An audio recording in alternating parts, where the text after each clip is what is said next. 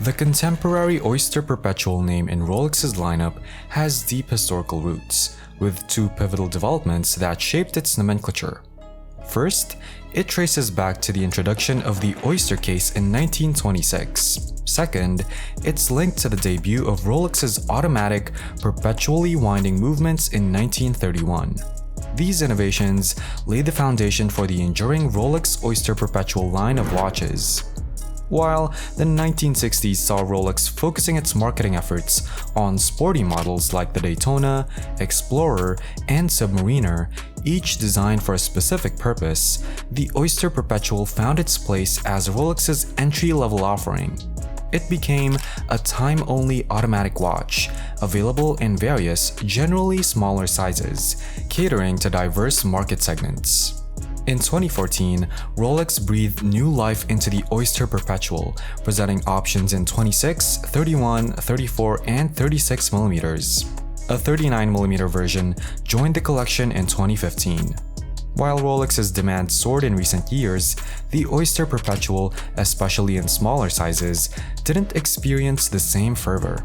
However, 2020 marked a turning point when the collection underwent another transformation, now available in 5 sizes: 28, 31, 34, 36, and 41mm. The introduction of pastel-colored dials elevated the Oyster Perpetual's status, making them equally sought after and expensive in the secondary market.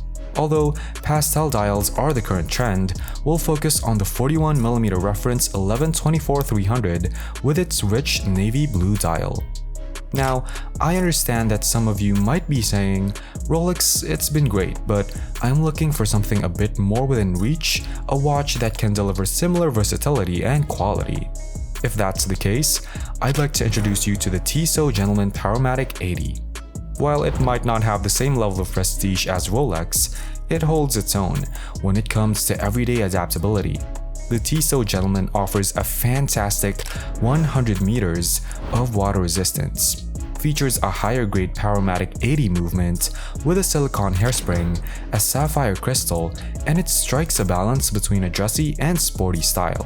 In fact, its wearability is quite similar to the 41mm Oyster Perpetual we'll explore today. Let me tell you, for under $1,000, the Oyster Perpetual is a real gem. This 41mm version boasts a modest lug-to-lug length of 47.3mm and a reasonable thickness of 11.5mm. While it's the largest in the current Oyster Perpetual family, its wearability is surprisingly restrained for a 41mm diameter. It almost wears more like a 40mm case once you consider the lug-to-lug dimension.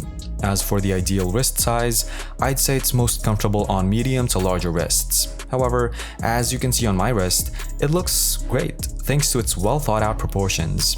It's a bit unfortunate that Rolex has chosen to discontinue the 39mm version, but if you've ever tried on one of the 36mm Oyster cases and felt it was too small, this 41mm option is likely your best bet.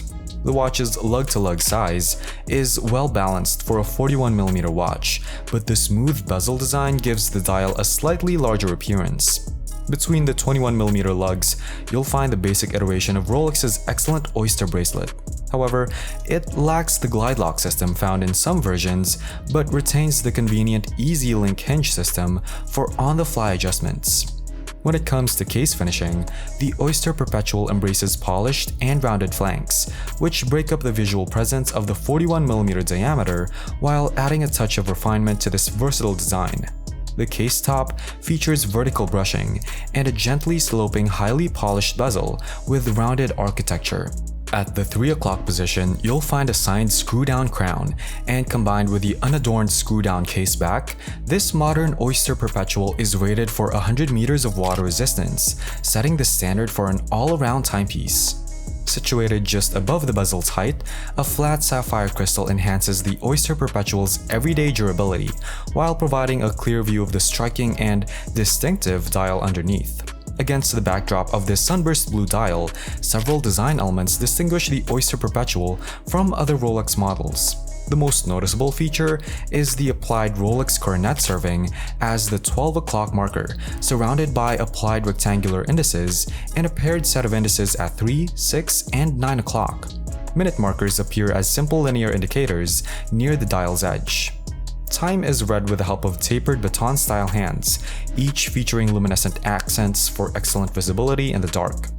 The dial of the Oyster Perpetual maintains a modest and understated design for a Rolex, showcasing only the Rolex logo and Oyster Perpetual at 12 o'clock, along with printed text at 6 o'clock, indicating its chronometer certification.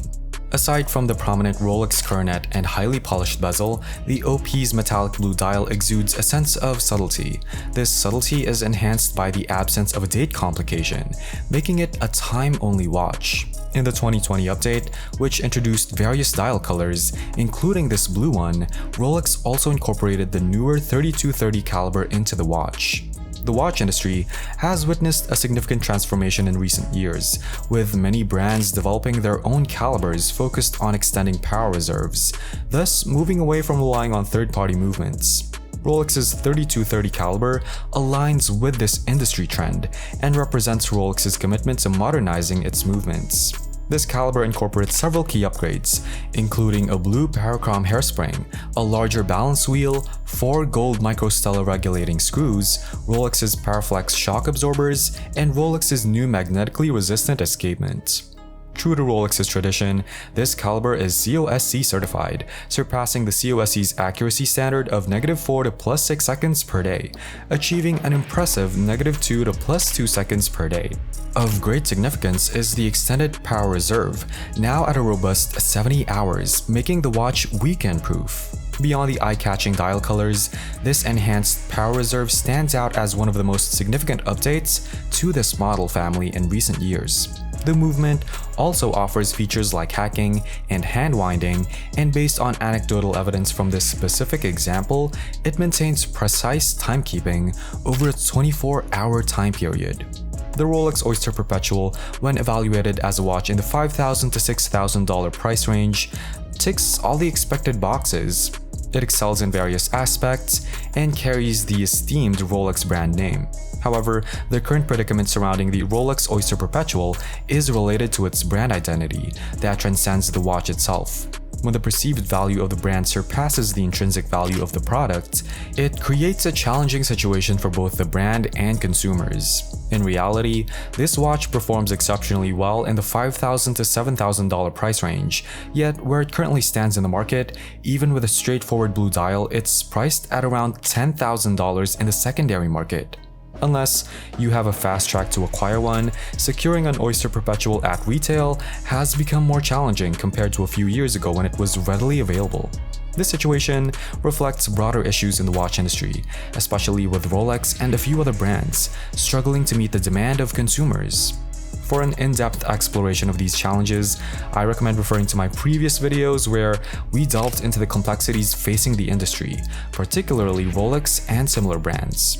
The Rolex Oyster Perpetual is a watch that resonates with me on multiple levels, particularly its design. It embodies a sense of cleanliness and simplicity that's familiar thanks to Rolex's historical influence on watch design.